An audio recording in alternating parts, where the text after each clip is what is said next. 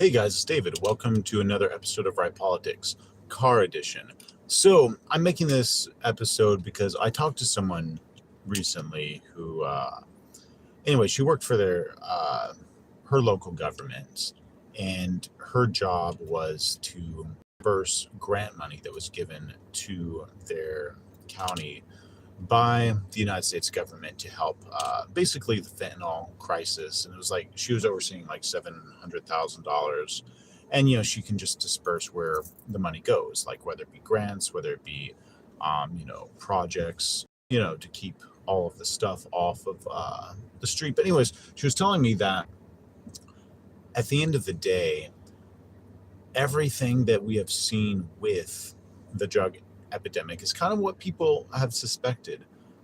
What she personally believes is that the United States government brings out a new drug, kind of like in the same way it would happen, but in this case, fentanyl or opioids, I'd say it wrong.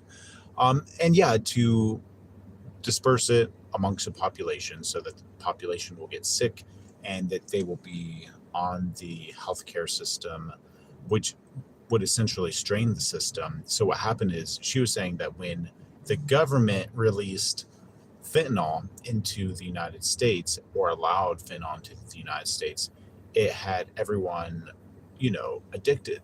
And then the people got addicted and they started using the healthcare system. But the problem was the healthcare system got overloaded and the strain was too high on the system. So what they did is they removed the fentanyl and the opioids.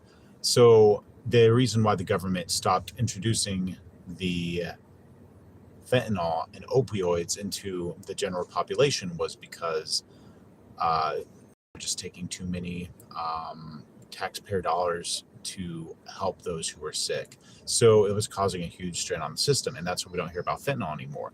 And the next one is like Mollycon or whatever. It was some drug that she believes the United States government introduces to a general population because they want a certain demographic. She was saying like men, between the ages of 31 and 33 are like the highest users and the highest, death rate when it comes to addiction.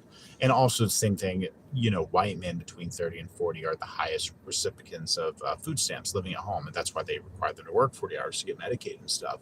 But the idea is she believed that the United States government was infiltrating these systems and that the capture of Maduro was no accident. It was all intentional to make it look like the flow of drugs stopped. And in reality, there were governments. She was saying that the government has a hand in every aspect of the drug industry, not pharmaceuticals, but actual legal drugs to make sure that they can actually flow to citizens to make them sick and then in return have to be on the healthcare system. There's someone who works for the government. So it was kind of like a whistleblower thing. They told me about it. I was pretty amused. I thought I'd tell you guys. Let me know what you think in the comments. See you next time.